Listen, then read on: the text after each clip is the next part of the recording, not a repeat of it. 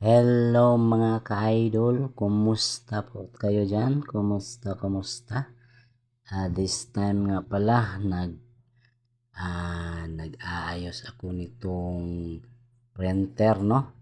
Ang problema po nito ay hindi na masyadong nag-aano yung color niya, no? Hindi na tumutugma sa ipiniprint na mga colored, no? Parang nawawala yung mga kulay red. So ginawa ko ito, inayos ko ito mga idol.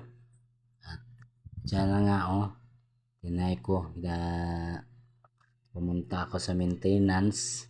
Doon ako nag-ano sa mga anong dapat gawin kapag ganito yung nasira.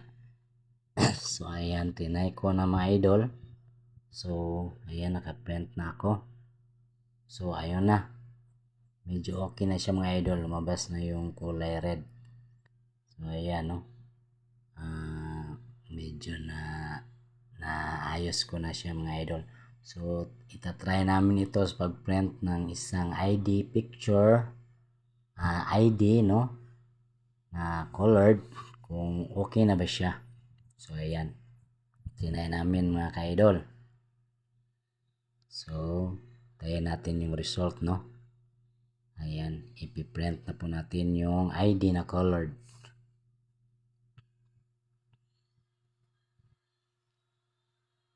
So ayan print na po tayo kung same kulay na ba ang mapiprint niya, kasi yung dati nawawala yung ibang kulay, hindi na siya tumutugma doon sa ID, sa print, sa pagpaprint. So this time titignan natin kung okay ba, same na ba ang piniprint na ID doon sa na-print sa kanyang copy.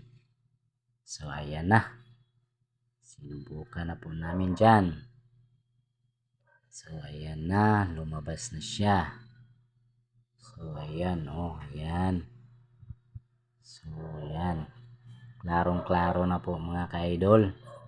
Same na po yung kulay niya, may lumabas pa na kulay red sa mga logo niya. So ayan, tinignan namin, okay na. Tuwang-tuwa na po si madam kasi naayos na. So okay na mga